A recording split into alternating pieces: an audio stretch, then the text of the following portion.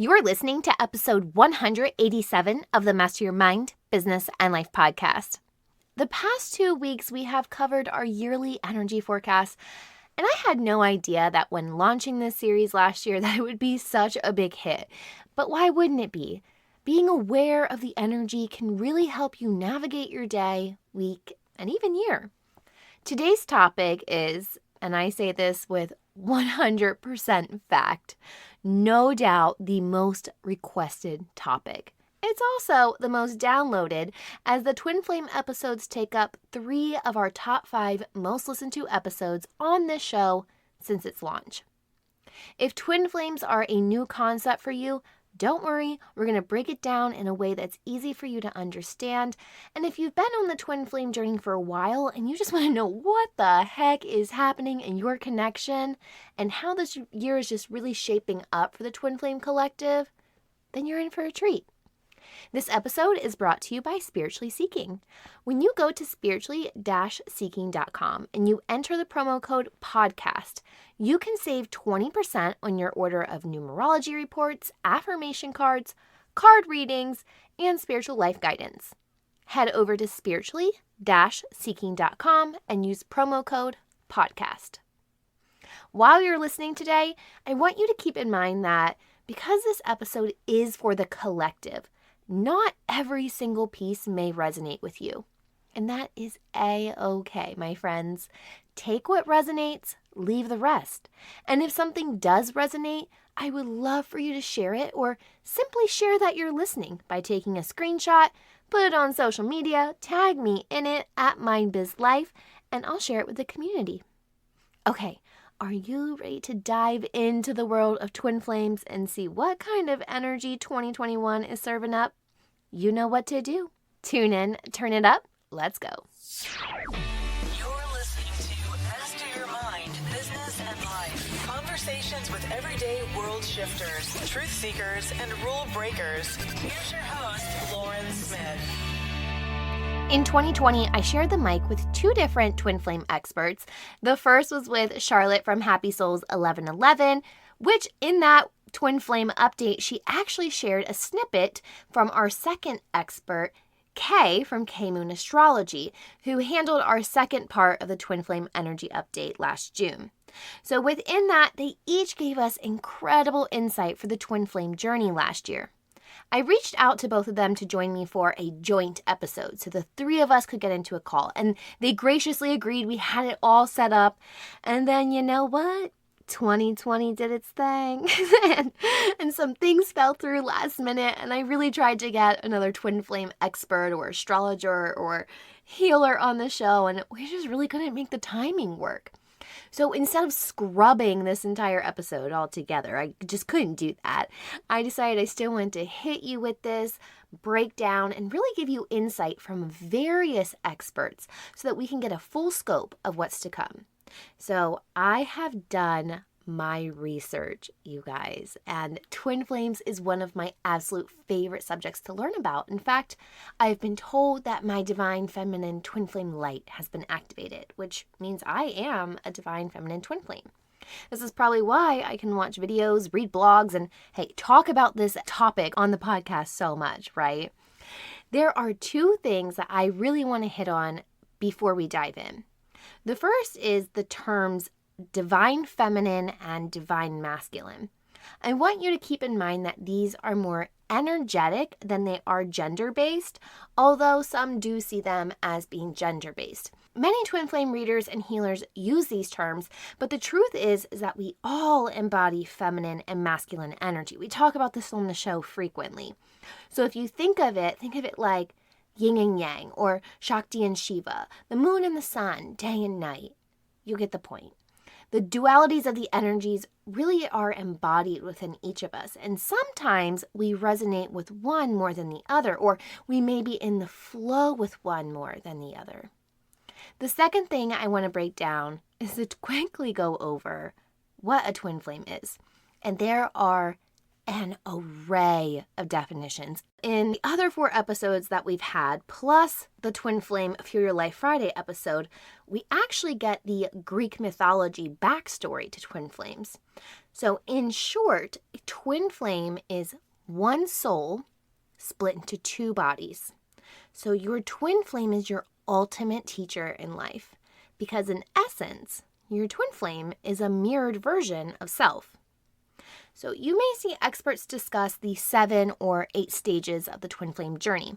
These include the awakening, the conflict, the crisis, the test, the chase, the surrender, and of course, the reunion. I personally think these stages are great for getting an understanding of the journey and the energies at play, because it's not really like a typical relationship, but in no way are these stages definite or set in stone. Kind of like the stages of grief. We may experience all, we may experience some, we may skip a few, or we may just hit those stages in the various order. One thing does remain common among the dozens and dozens of readers, healers, experts, and even united twin flame couples that I've heard from or learned from. It's that the twin flame journey is first and foremost a journey of self. This makes the most sense to me, but for a long time it didn't, because of that whole one soul, 2 bodies.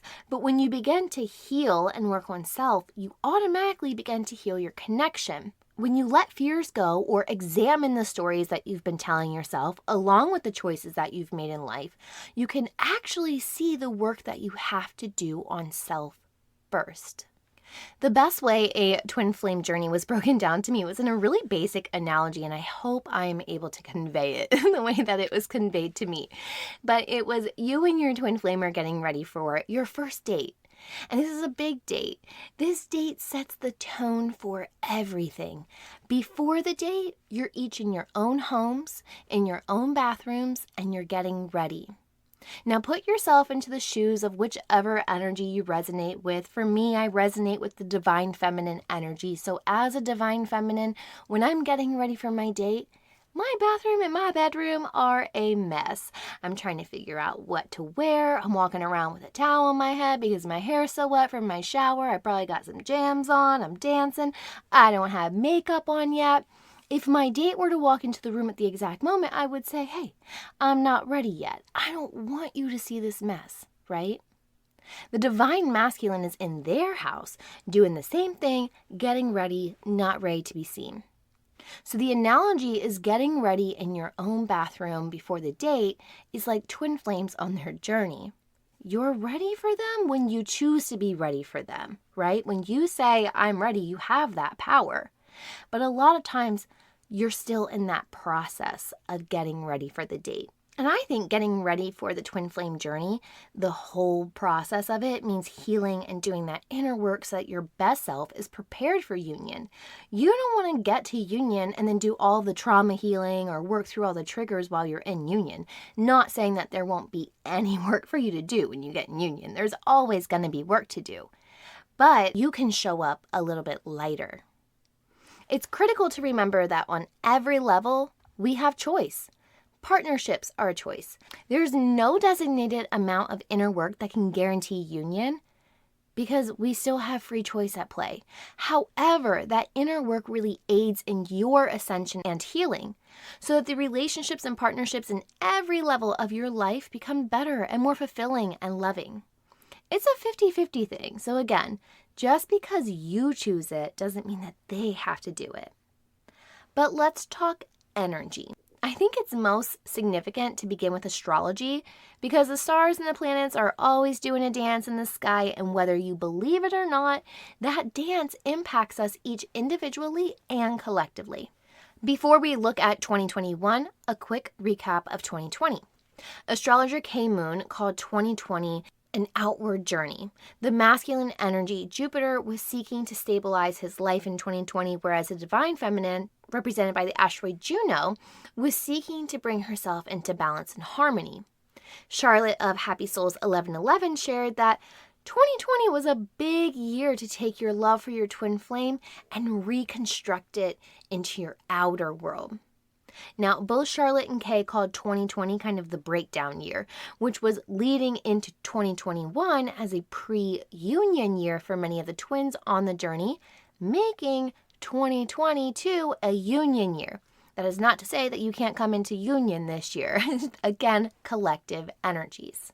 I do feel as if 2020 was a breakdown on so many levels. I'm sure you may be inclined to agree with that from a worldly scope. But when we break something down, we clear the way for something new to be built on a solid foundation, built with intention, built with love. The reckoning in any shape or form is never beautiful, but it's often needed. Astrologer K Moon said that we had a communication window open from July 2019 until August 2019. Well, we're back in another window, and it actually opened up in late 2020 with the new moon in Scorpio that happened in November, and it stays open through April 2021. So in April of 2021, and to quote Kay, she says, divine counterparts then move. Divine feminine will turn retrograde, whereas divine masculine will continue direct, so energetically they'll begin to pull apart in the sky. They'll still be in a harmonious aspect in the sky, but they'll begin to separate. Kay Moon said that we should be as prepared as possible to utilize this energy, but she stressed that if you're waiting for something to happen during this window and you're not taking action yourself, then you should keep those expectations at bay because this is a sextile energy. And while it's still a harmonious aspect in the sky for the divine feminine and divine masculine, it's an aspect that requires action. Unlike, say, a conjunction, where more divine intervention tends to happen. Twin flame alchemist Dr. Amanda Noel says that in 2021, more divine masculines will be stepping into the personal development arena than ever before, and that we're going to start seeing that shift in mid-January. Divine feminine is leaving things behind that no longer serve them and really embracing feminine creative energy. He says that feminine creative energy is actually the anchor for the divine feminines. She also said that there's a high fertility energy this year, so of course that could be literally birthing a child, or maybe it's the start of a new creative endeavor or birthing a new project. Now, if we want to examine the energy on more of a week-by-week basis, then we've got to turn to Cassidy Kane, who runs Twin Flames 1111. She is my go-to for the weekly energy forecast.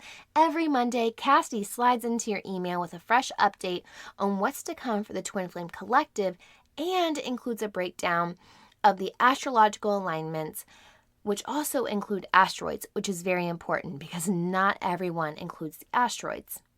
But in this past Monday, January 11th update, Cassidy shared this, and I'm reading directly from her website. I will link all of this as well as the other ones mentioned, the videos and sources in this week's episode notes. But Cassidy writes, intense period of preparing for the next chapter. This is set to be an intense time for a few weeks to come as several planets travel over Pluto, Saturn, and Jupiter, and Mars nears a conjunction with Uranus. First of all, this spells out a major chakra upgrades for the throat, chakra, root, solar plexus, and brow are all in focus. We're seeing old density purging, including outworn karmic patterns, ancestral programming, disempowerment and power abuse, disappointment, and more. It is rare to have this much at once, so don't get too worried if you're feeling bad right now. This is what's going on. So to add on to that, we do have today a new moon in Capricorn. It's the first new moon of the year, and of course new moons are about new beginnings. As Cassie says, this is a powerful time to claim your clean slate and set your intentions. Beyond that, the moon has also joined Sun, Saturn, Jupiter, and Mercury in a stellium between the signs of Capricorn and Aquarius. Cassidy emphasized what immense power is around, and she said, and I quote, "We're supercharged to get going on achievement. Creating change," says Spirit. In 2020, we had a breakdown of the past so that we could get ready for a new chapter. Now we're being called to build on that newness. I certainly feel the newness lurking around. I'm sure you do as well. You'll have to let me know. But I wanted to kind of go into a card reading as well. I'm not a tarot reader, but I do pull cards. I have my own set of affirmation cards that are for sale, and I do pull cards on the regular for my friends and my clients. So I wanted to pull cards and do a very simple question along with it, which is just, what is the energy and point of focus for each the divine feminine and divine masculine in 2021? So I shuffled my cards with the question and focus for each. I pulled one tarot card for each and an oracle card from different piles while channeling the energy. For the divine feminine, I pulled the Six of Pentacles. And if you're not familiar with the tarot card, I'll try and give you the best visual description of the card that I can, but it appears to be a wealthy man in a red robe, and he's handing out these coins to these two beggars, and they're kneeled at his feet. So to the left of his hand, he holds like a balancing scale, and I believe it represents the equality and fairness. So to me, the card is really about abundance, but it's also the circle of life. What's that one quote in the movie Blow where he says, sometimes you're flush and sometimes you're bust, and when you're up, it's never as good as it seems, and when you're down, you'll never think you'll be up again? It's like that. And damn, if the twin flame journey doesn't feel like a roller coaster of ups and downs. Sometimes it feels promising, sometimes it feels hopeless. But when we're in the energy of abundance, remember that it doesn't only have to be tangible things. You can be abundant in love, time, support, wisdom, and oftentimes giving these things is just as spiritually fulfilling as physical gifts. The oracle card that I pulled from the Spiritually Seeking deck says, I am moving forward into the part of my life that is designed to elevate me higher. And the next one says, I have all of the magic I need within me. These two cards together really expand upon the message of abundance. Remember that the power to ascend already lies within you. It's time to unleash it. The next clarifying card was from the Moonology deck, and it says, nothing is set in stone yet. Again, this goes back to feeling hopeless or having a lack of faith. Sometimes our perception as to what's going on in the other twin's life or journey is skewed. We may not know the full story, or maybe not everything is finished being played out yet. As this card reminds you, nothing is set in stone yet. For the divine masculine, again, with the question, what is the energy and the point of focus for the masculine in 2021, I pulled the Three of Pentacles. So this card shows a stonemason working with his tools on this one part of a cathedral or church. And in front of him, there are two men. They're likely architects or maybe like project managers, and they're kind of holding the plans for this design. The card really embodies the energy of teamwork, collaboration, learning, which Dr. Amanda Noel said that this was the year for personal development for the divine masculine. Personal development is, of course, self-work, but you must learn from others. Learn from the experience of the twin flame journey. Learn the tools of healing and growth and apply them to your life. From the Spiritual Seeker card deck, I pulled, in moments of chaos, I will ground myself in gratitude. And this is huge, as we're in shaky energy for the next couple weeks. And the Moonology card is reminding the masculine that luck is on your side. The twin flame journey is not linear. It doesn't look exactly the same for two people, but the feeling of deep love is ever present. The twin flame love is said to be part of divinity. It's an example of divine love on earth. In 2021, we're collectively moving into a state of ease and forward motion. That's not to say that tough times won't be had, but the path now is more clearly defined. And if you want to move into twin flame union, remember that the universe is always on your side. Be intentional, make aligned choices, steer away from your repeating patterns, break up with your limiting beliefs, and boldly step into your highest self. With that being said, if you resonate with the twin flame journey, I would love to hear from you. Let me know where you're at within the journey and if any of this has resonated with you. And if you just want to slide in and say, hey, I'm always hanging out on Instagram, Twitter, and Facebook at MindBizLife. We'll check in mid-year for another twin flame energy update. And if you need to stay updated on the energy until then, which I encourage you do, then check out my favorite twin flame readers and astrologers. I've listed them on this week's episode notes found on mindbizlife.com. Well, I'm back on Friday for another episode of Fuel Your Life Friday, but until then, remember, every level of life is an opportunity to grow. Be well, my friend.